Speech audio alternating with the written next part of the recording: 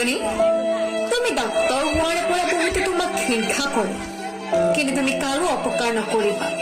লাগিলে জয়মতীৰ দৰে সহ্য কৰিবা। নাই মা, মই জয়মতীক পাহৰা নাই। জেৰেঙা পথাৰত আজিও জয়মতী কষ্ট সহ্য কৰি মৰি আছে।